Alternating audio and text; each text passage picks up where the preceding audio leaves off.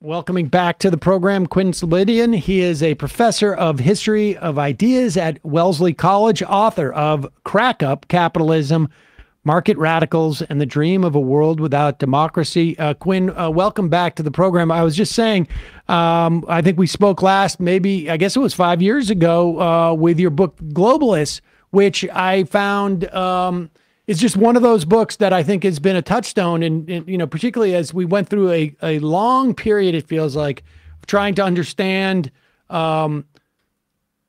really, what has taken place over the past 30, 40 years in terms of neoliberalism in this country and where it came from. And we should say Globalist is a great perspective on that both taught me about the globalist perspective of libertarianism, but made me understand what genuine neoliberal, I guess, economics, ideology is all about. So thank you for that.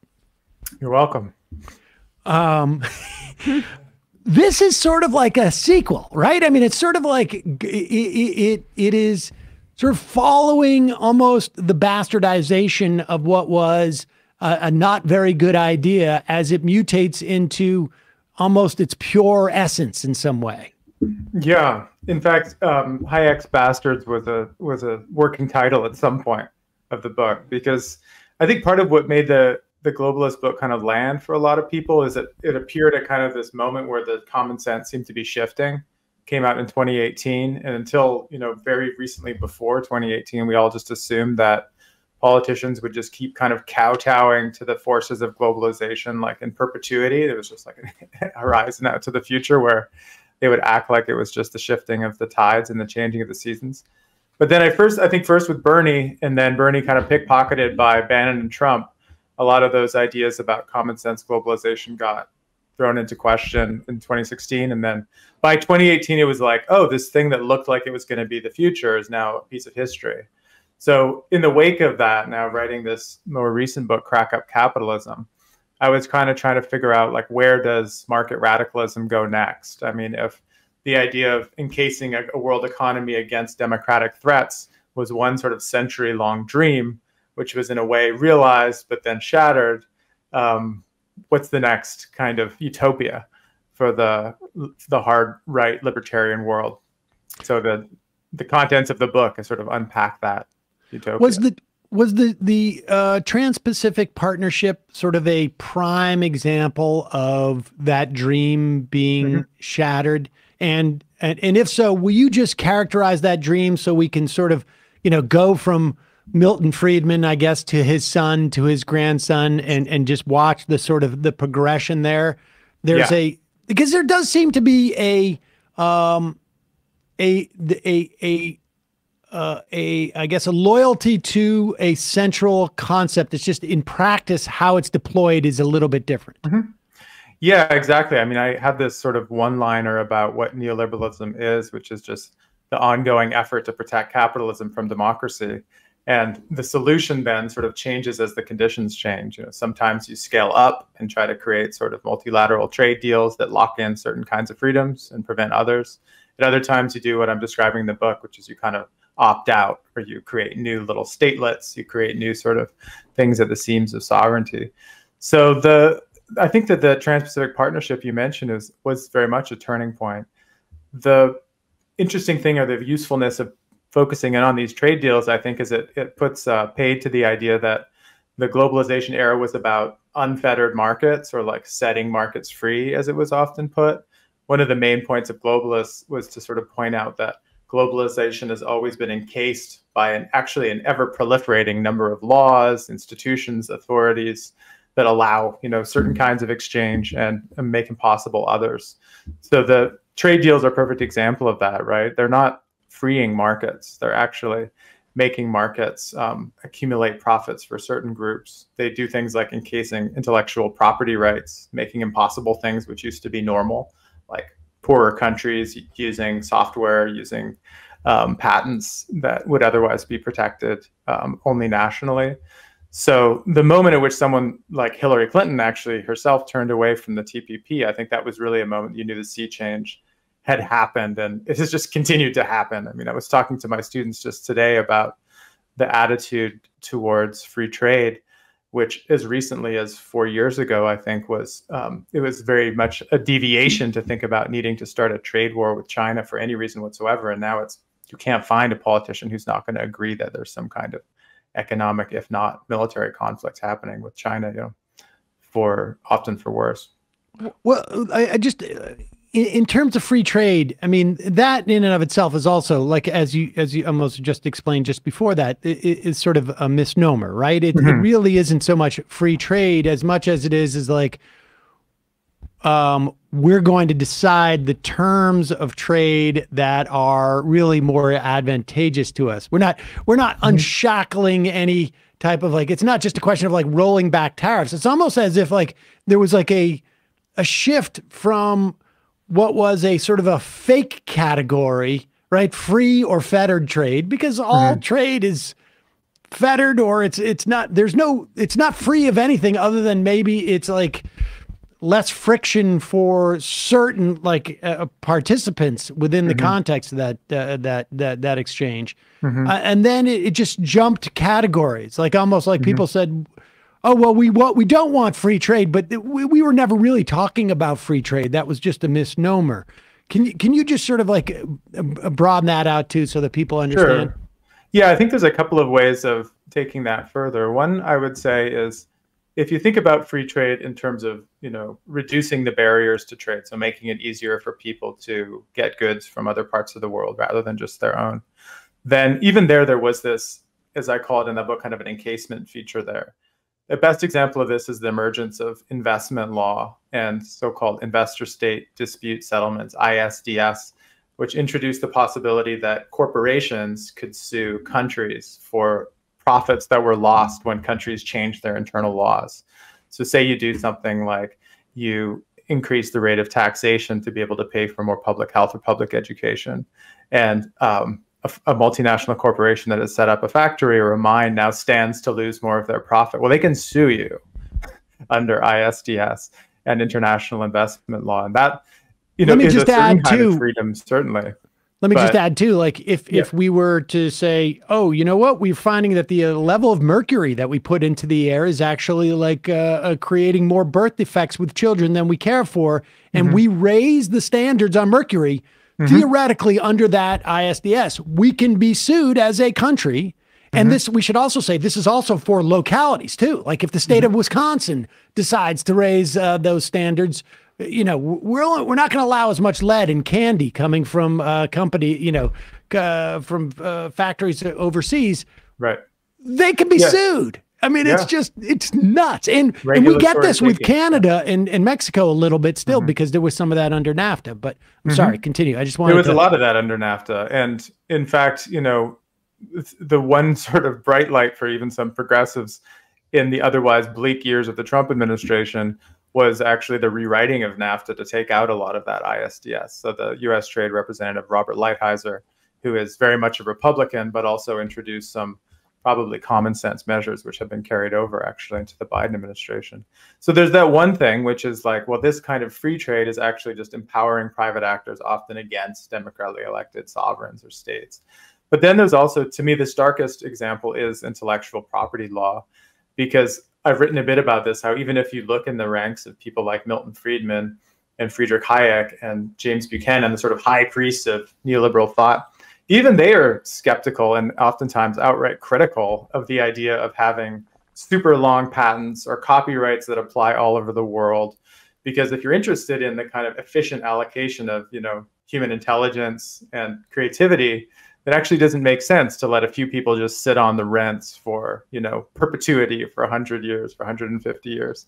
So I have a chapter in another collection where I'm talking about Friedman and Buchanan, people like that, actually writing letters to the court as friends of the court, sort of protesting the extension of copyrights. This becomes obviously especially hardcore for emerging markets and developing countries, which up until the 1990s, in many cases, were able to do things like develop homegrown software, so homegrown kind of hardware in some cases, because IP wasn't regulated globally. But now it is. So it's really not, I think the free trade is really a misnomer. It's about empowering often private actors against public actors. and about certain kinds of freedom and not others. How did you observe this kind of shift away from the orthodoxy manifesting itself with both parties? Because quickly globalists became Jews for the Republican Party, right? Yep. That term. And Trump did have a trade war with China. You know, we can debate the merits of that as well. But for the Democratic Party, I think that that's an even more interesting conversation to see how they responded. Because as you say, it's been like 5 years, and it shifted more quickly than a lot of things in American politics. Yeah, I mean, I think it came in phases, right? I mean, 2016, there was a lot of talk about how the neoliberal consensus had just blown up and we were in a new era.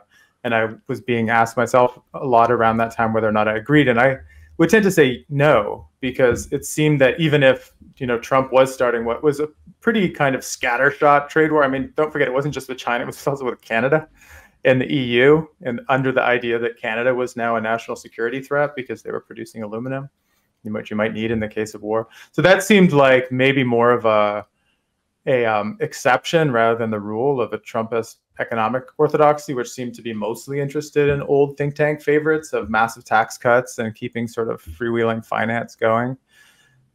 The fact that the trade reorientation carried over into the Biden administration and then really got kind of supercharged by the confrontations with the COVID pandemic meant that I think this idea of reshoring, increasing resilience, increasing kind of domestic industrial capacity got turned from a kind of sort of ethno-nationalist, sort of xenophobic driven economic decision-making thing to a more broad-based reconceptualization of what the economy was for, right? I mean, the idea that you would now attach things like getting CHIPS money or IRA money to doing things like providing daycare or providing, you know, living wages, trying to ensure representation for unions, suggests that it's not just using the trade war as like a blunt instrument against your adversaries, but it's a kind of attempt to rethink what the market should be, you know, in whose name the market should be operating. So yeah, that consensus has consolidated very, very quickly. I think it has to do with a lot of people at the kind of advisory level inside the Biden administration, in the kind of administrative staffing world, many of whom are often kind of old Clintonite style neoliberals who had a kind of awakening moment at some point in the course of the Trump years and the COVID pandemic, and now are sort of trying to clamber their way to a new paradigm. So in my opinion, it's largely for the good. I mean, I think this is a kind of a confrontation with the material effects of globalization, which has been long overdue. Speaking to people as workers and not just as consumers out for like a cheap flat screen TV, I think is a great advancement of the national conversation. But it definitely still, I mean, as you signaled by this idea of like the conflation of globalists with Jews and the anti-Semitic slur, it always does threaten to tip over into something that would be extremely problematic. So one needs to like, you know, kind of corral the messaging around it, obviously pretty but carefully. even the consensus you describe I find to be a bit problematic, because that seems just Cold War redux. Like, I mean, I'm happy that consensus about trade has shifted so rapidly, but the context in which it's now kind of manifesting itself is concerning because it's just about militarism with China. Yeah, I mean, in some ways it's very hard to get around, because there has been only kind of one way to deviate from a call for openness or liberal markets in American economic history, and that is to call on what was often called the national security exception. So from like kind of 1945 up until recently, you know, the only way you could sort of get around a mandate for lowering tariffs or liberalizing trade was to say, well, it's important for national security reasons to protect this or that sector of the economy. So in a way, you know, that's what had been more of a loophole is now just becoming expanded ever larger to like threaten to swallow the entire way that people think about the relationship with other economic markets, which is absolutely perilous. I mean, I'm completely with you. I think the last few weeks have been actually pretty pivotal for this, because Jake Sullivan, the national security advisor, has been out in front of the cameras trying to walk back that kind of a language. He himself had actually helped to ramp up a lot of the anti-China stuff, I think, over the last few years, and use that as a way to get Republicans on board, basically, for a kind of a post-neoliberal paradigm shift. But now with this threat of it getting away from them, I think there's the hope that they can kind of put those horses back in the barn and make this more about economic health rather than just geopolitical conflict. But I have no sort of secret formula there, except just to say that every time, I think people talk about the care economy, they should also mention the fact that this is not a kind of xenophobic crusade.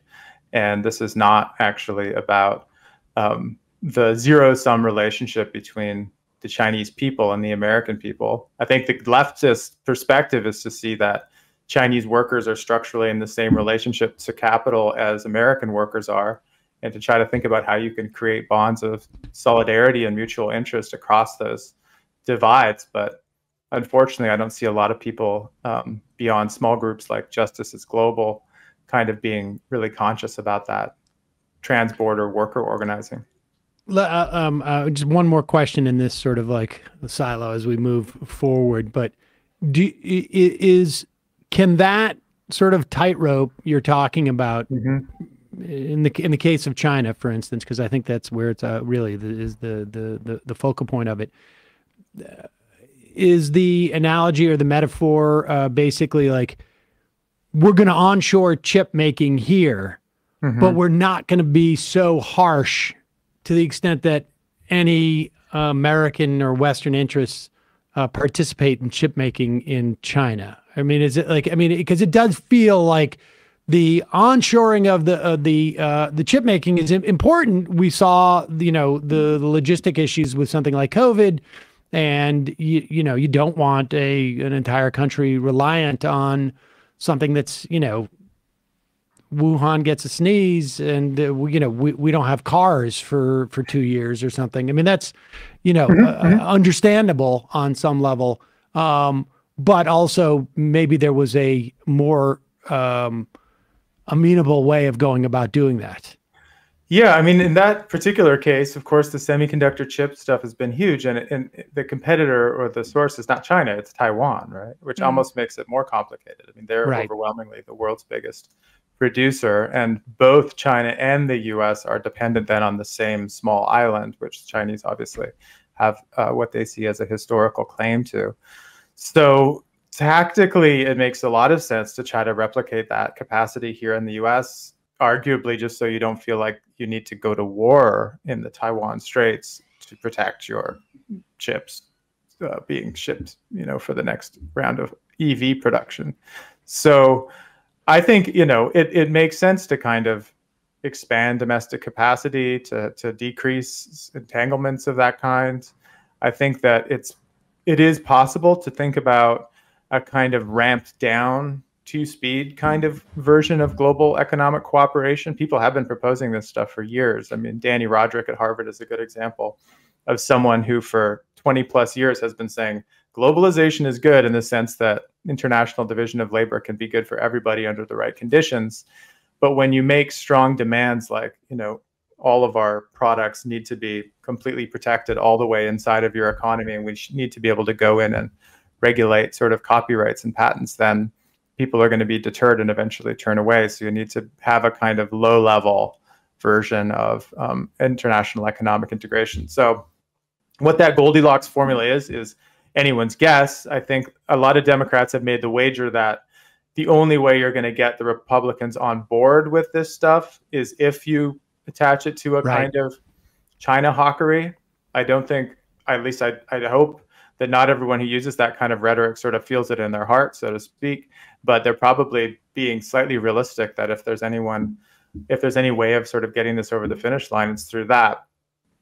There's been a lot of prep for that. There's been a lot of prep for that too. I mean, I would argue the Iraq War was the beginnings of that, but we saw under the Obama administration the pivot to Asia with the TPP as part of it, and with which was to isolate China, for instance, and you know, in terms of our military or and that our was Navy. the plan before 9/11 too, the pivot to Asia as well. Right? I mean, I think certainly by the neocons. Yeah, I mean, the last thing that's worth saying is like, there's a lot of, it's easy to say the words like decoupling or delinking or reshoring, and for these are popular pieces of jargon, but actually doing it is very hard. So even as America tries to isolate China by, let's say, moving production to places like Vietnam, often China then just is intermediating whatever production is happening just one step further than it had been when they were directly manufacturing inside of China. So the IR scholars Henry Farrell and Abraham Newman have a nice phrase of chained globalization, that there's sort of a way that interdependencies that have already built up, whether it's like a semiconductor industry that took decades and decades and billions of dollars to set up, you just can't do that overnight. You can't undo that overnight. And the United States has the dollar system working in its advantage too, which is, for even countries like China, very hard to extricate themselves from. So I think the most important thing is to kind of get away from the fantasy that you can somehow press a button and be detached from the rest of the world. This is not something that can be done. The best you can do is hope for the most humane conditions under which it can happen. All right. Well, that was a good table setting for your latest book. Let's talk about this. In this instance, instead of the sort of Mont Pelerin, I guess, agenda of having governments shape a market that will be conducive to certain business, I guess, interests. This is an attempt to sort of like throw the yoke of government off. I mean, this is sort of like the more sort of the bastards of Hayek, I guess, as you as you almost titled your book, like, and it involves essentially like what I think people would be familiar with as the enterprise zones, or zones. Take it from there, and we'll go into some of these case studies. Sure. I mean, I guess it's worth sort of setting up why I would do this too. I mean, so I'm a historian, meaning I'm always sort of trying to figure out what the stories that we're telling ourselves about the past and even the recent past. And there was a couple of stories about the recent past that I found really unsatisfying. And so the book and its subject was kind of a way to try to think my way out of those. And one of those stories is about the world since the end of the Cold War. So I think that especially since 2016, this very unhelpful kind of before and after story developed, which was that from the fall of the Berlin Wall to 2016, there was kind of a Coca-Cola style globalization and increasing economic integration, and markets all grew more close together. I was in Atlanta the other year, and there's like the Human Rights Museum and then the World of Coca-Cola are like 5 minutes walk from each other. And I was like, this is the capital of the 1990s, I think, in the popular imagination. And then supposedly 2016 came up and like blew it all up, and we were now disintegrating. That just didn't work for me. I'm unpersuaded by those broad narratives in general. And when I started looking back at the 90s, just day to day, week to week reportage, I mean, it was all about fear of fragmentation. Yugoslavia was falling apart. The Soviet Union was obviously falling apart. Somalia was stateless for a decade. It was an era where there was a real fear of like political crack-up, even at the same time that people were talking about economic, knitting together and economic integration. So it was that paradox I was really fascinated by, is how have we focused on the economic story and missed the way that the political crack-up was actually long brewing. So my favorite example is that the League of the South, the neo-Confederate group in the United States, took its name from Lega Nord, the Italian neo-nationalist party that was recently in power. Because they were looking at Europe. This is like, look at this. They're creating new states. They're creating new ethnic polities all the time. Why can't we bring that back to the United States? So part of it was like, get back to that spirit of disintegration that was so animating the decade.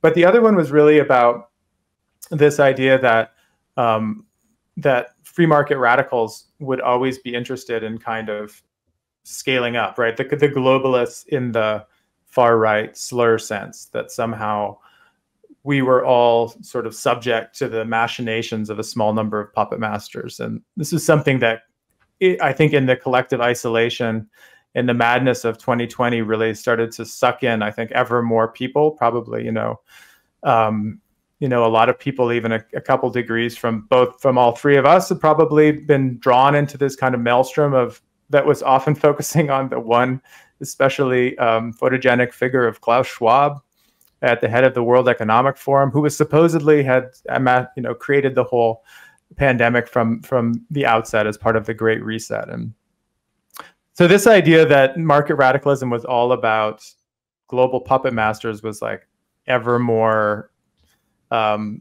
unsatisfactory to me, if not the wrong way that we should be taking sort of critiques and debates, which led me to the gang of people I talk about in my new book, which is about people who had a very different attitude towards the 1990s. Basically, they saw the 90s happen, the WTO, NAFTA, the EU, and they were people who prized economic freedom above all.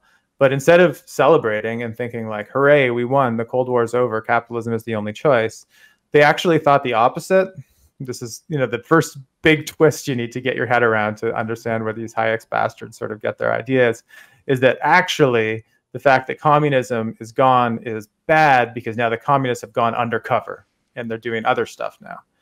Communism has gone from red to green. It's now environmentalism, it's feminism, it's the civil rights movement, it's demands for affirmative action, the protection of people with disabilities. And the globalists, as they would then happily call them, are actually now a bunch of socialists.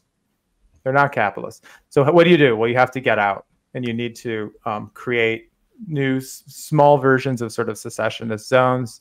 You need to create, do laboratories for opting out in places like gated communities. So one of my chapters is about how excited the kind of libertarian world was about the proliferation of gated communities and homeowners associations in the 1990s, because they looked like experiments in private government, right? It wasn't one person, one vote. It was like shares based on how much property you had, how big your unit was, right? These things all then were things that determined how much power you had inside of the private mini state of the gated community as they saw it. And the book then becomes a kind of a tour through these examples of people thinking that they can kind of opt out, create a purely private capitalist community without any trace of representative government or democracy, and the great lengths that they had to go to find such places. So the most dramatic example is probably the Dutch guy who tries to set up like a stateless anarcho-capitalist society in Somalia in the middle of the Civil War, creates what he calls a white man's business clan, grafting kind of Somali customary law onto 21st century contract law. So there's all of these like really strange hybrids of kind of archaic forms like medieval law, Somali customary law, attaching them to the needs of capitalism that to me capture the way that the kind of the collective timeline that we'd all been marching on some idea of progress and like kind of Whiggish understandings, or even the United Nations idea of like, here are a bunch of national flags, here are a bunch of countries. It might take a while, but eventually they will all develop towards the same industrialized endpoint. I think one of the other things that happened after the Cold War is that assumption just blew apart. And the idea of places being permanently different for people like anarcho-capitalists and market radicals ended up being very attractive, because it was like, hey, if we have endless fragmentation, potentially thousands of polities, then it's like a smorgasbord of policy options, and we can go find the ones that protect our economic freedoms better than any of the others. There's a lot. And I want to get ultimately to like, how much of this was a desire to sort of like scale it up, or to actually just live my own existence. Like, am I actually doing a model future of the world, or am I like, this is the best way for me to live? But before we get there, like, there's also, I mean, I'm hesitant to say this, but it sort of also feels like when I, 10 years ago, when I would debate libertarians, European libertarians would always show up and go like, who are these people that you're debating? Like, these are, like American. It's sort of like there's an American strain of libertarianism that is wedded with the Murray Rothbards. He was the guy who was he was also like, I think he was doing some of the newsletter stuff for Ron Paul. Yeah. And that sort of strain that sort of took on a weird sort of derivation of libertarianism. Mm-hmm. And I wonder, I guess, like, do we have those things moving in parallel, or is it that there was sort of always an undercurrent? Because I just ran into something today, Milton Friedman, who came up with the idea of vouchers, mm-hmm. Specifically after Brown versus Board of Education. Yeah. And it wasn't so much of an it was an economic sort of proposal, but it was also, I think he was pretty explicit, like, this is going to allow people to have all white schools. No, he says that. I mean, it's yeah, not, exactly. Don't have to infer it. It says that. Yeah, exactly. And so that seems to sort of like, that's where these sort of two sort of traditions, like mm-hmm. the John Birch Society and, the classical neoliberal sort of vision sort of meld and turn into, I guess Friedman's grandson, who's like, he's not quite seasteading. Where is it from my notes? He's hoping to. I mean, he started the Seasteading Institute, so right there it is. I mean, it's not gone far. But yeah, no, the steading in it sort of says a lot, right? Because this what you're describing as the kind of distinctive American trait is really just the myth of the frontier, which is also nothing more or less than just the ideology of settler colonialism. The idea that there's always some sort of empty space out there that one can move to and sort of do these small scale experiments in living and, keep the undesirables at bay. I mean, there's a very clear lineage for that in the United States. But one of the things the book is really trying to bring in is that also has a very long history in Britain. In their case, it's the edge of empire rather than, the American continent. And the book begins with Hong Kong. Singapore is the third chapter. The idea of a kind of freewheeling, entrepreneurial, self-made person going out into the supposedly unmarked territory and carving out a little strange legal jurisdiction that really makes it attractive for people to come and trade there or to invest there. And then people back in the metropole sort of looking admiringly at them. I mean, this is very much part of British imperial culture, whether it's the Stamford Raffles starting Singapore in the 1850s as part of the British East India Company, or Cecil Rhodes, in Southern Africa, having eventually what was a whole nation named after him, Rhodesia, lasted until, almost into our lifetimes. So there is that story too. I'm trying to sort of bring together the sort of frontier settler colonial side of libertarianism, which I think is always there. And which, interestingly enough, doesn't presuppose, I think, that everyone is going to eventually follow that way of organizing their lives or societies. I think the free to choose in the famous Friedman phrasing is supposed to be, free to choose amongst styles of society within which we'd like to live. And if there's one thing that all the people in my book kind of agree on, is that there should be more options of places that one can choose from. The question then is, who has the means to move? Who has the resources? Who has the ability to kind of pull up stakes and move based on incentives or, taste structure or whatever? And the answer is like very few people. That doesn't bother them. I mean, that's not itself an obstacle to their argument. It's an argument for an elite, and with an understood social Darwinist undertone, which is the very process of sorting will, select for the most able and the most fit, and those who are not will be sort of disposed of, sort of territorially. They'll end up in places that can't reproduce them and that is, in many cases of the things I write, not shied away from. It's something that people see as one of the virtues of this model of kind of constant population churn and territorial reorganization. And that it comes out very clearly, for example, in the chapter I have on late apartheid South Africa, which I think in terms of new stories sort of being brought into the historical record, that's probably the one that I feel like this was something that really hadn't been written about until I put it in the book, as opposed to, say, like Singapore, which is a story I've been told many times. But in South Africa, this is Oriana. Sorry? Oriana. Is that Orania, yeah. Orania, sorry. Yeah, so it ends up with a kind of a small all-white boer enclave that has a CEO instead of a mayor, and they have their own crypto, and it's like super out there.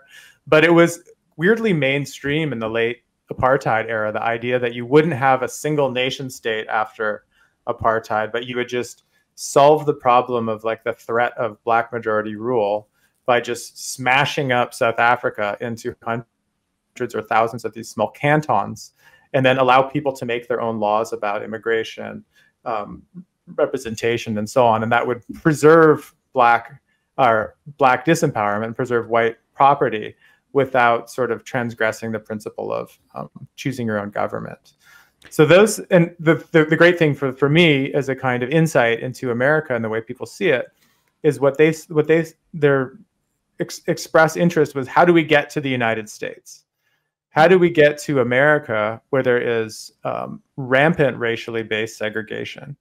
But because it happens through the market rather than by law or edict, people seem to accept it, or at least it's not the grounds for it being sanctioned at the United Nations.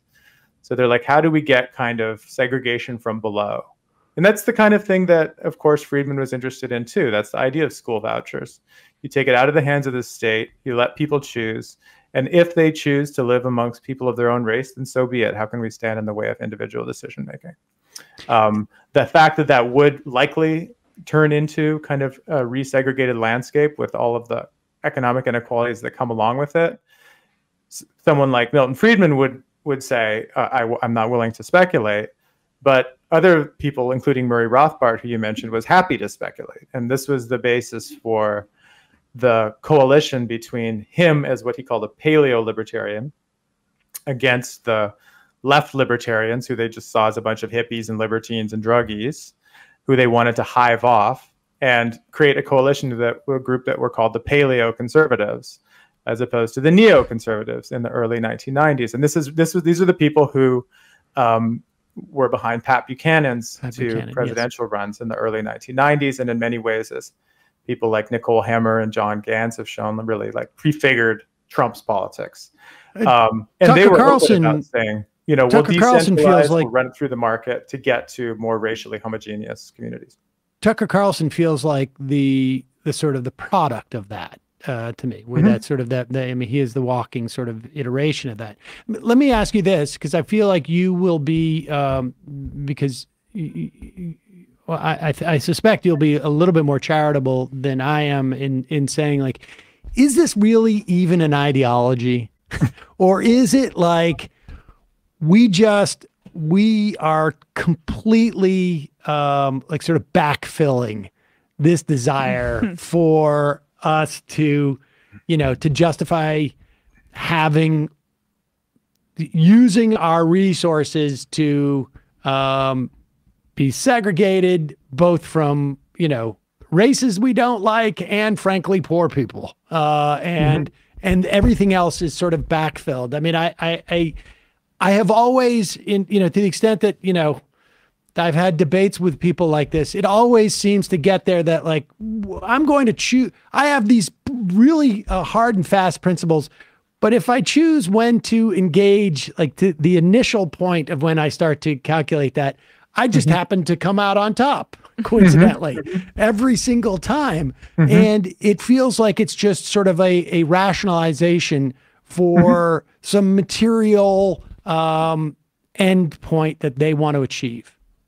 Yeah, which is maybe another way of describing what ideology is often, right? I mean, it often is just a kind of a way to produce a justifying set of ideas for the material position that you have found yourself in some cases. But I completely get your question. And I think that my approach, both in this book and the last book, is very much like that of like steel manning an argument, rather than straw manning, like just, for a second, let's take Balaji Srinivasan seriously as a thinker instead of just like laughing him off, which most people, I think, for very good reasons, are willing to do. And let's do that also with someone like David Friedman, who like spends his weekends like dressing up as an 11th century Berber poet and reading poems from the stage. I mean, very easy to kind of dismiss and make fun of.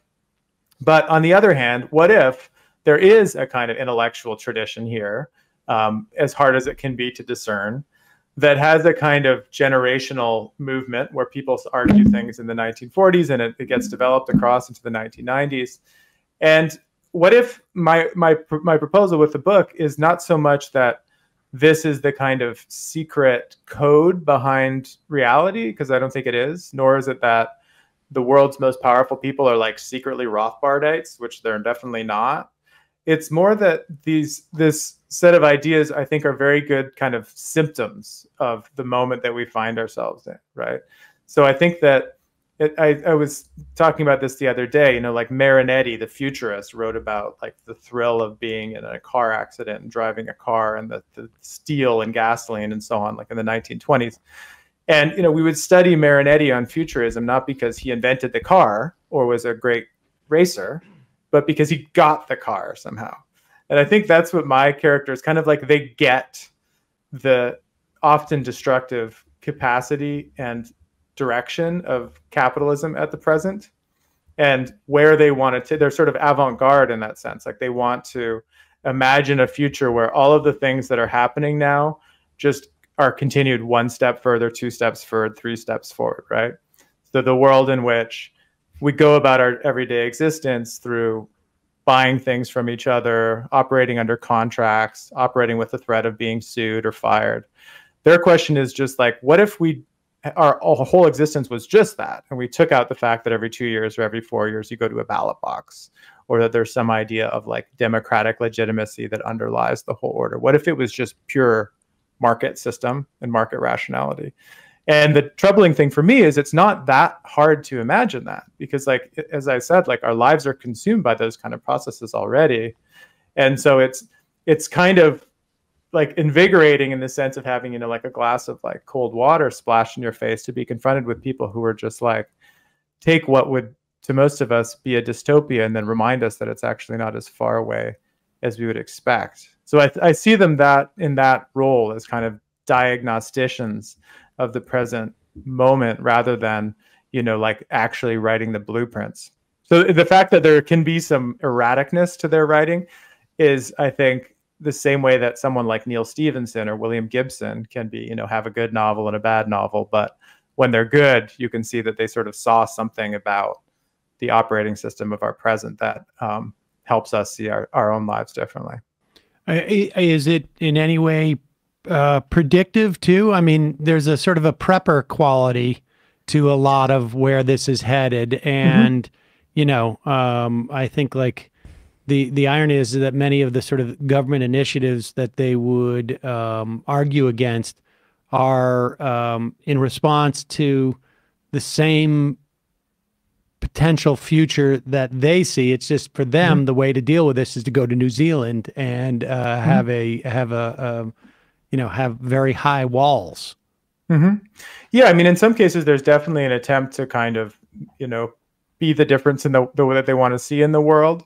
Then there's examples of that in the book, like attempts to actually create, for example, a sort of quasi-offshore, semi-extraterritorial space in Honduras, the place called Prospero, which some people might have heard of, which very sort of interestingly, and in my mind, kind of wonderfully, is now deeply in jeopardy because of a democratic election that happened in Honduras last year when a progressive candidate came in and was like, we have to get these gringos out of here. Like they can't be like running their own mini state off the north coast of our country. The operators of that mini state in turn have sued the state of Honduras for $10.8 billion through the Central American Free Trade Agreement. One of the libertarians involved quipping that even though libertarians don't like international law, it turns out it can be really helpful sometimes. Yeah. So, it's very easy to just show the kind of hypocrisy and contradiction and often just frankly bullshit at the heart of a lot of this stuff. But I think that it is the case that if given kind of full leash, then they can both help accelerate the catastrophe that they're predicting while also like being the only ones selling, life preservers. Like that's really the business plan. Someone like Sernavasian, who I mentioned a second ago, will like fill the timelines of his many hundreds of thousands of followers on social media to predict the crack up of the American dollar and the idea that the Fed is leading us towards like Hungarian interwar style hyperinflation, and then at the same time have a link to be able to buy Bitcoin through one of the exchanges that he's involved in, right? So that gold bug catastrophizing sort of self-realizing prophecy is absolutely, I think, one of the main political modes of our time in a way, right? Like you talk up the emergency, you help create the emergency, and then you offer your assistance as the only solution to the emergency. So I think this gang is also useful to look at as sort of prime examples of that. The book is Crack-Up Capitalism, Market Radicals, and the Dream of a World Without Democracy. Quinn Slobodian. We will put a link to that at majority.fm in our podcast and YouTube. Thank you so much for coming on. Really appreciate it. Fascinating stuff. It was nice to talk. Thanks.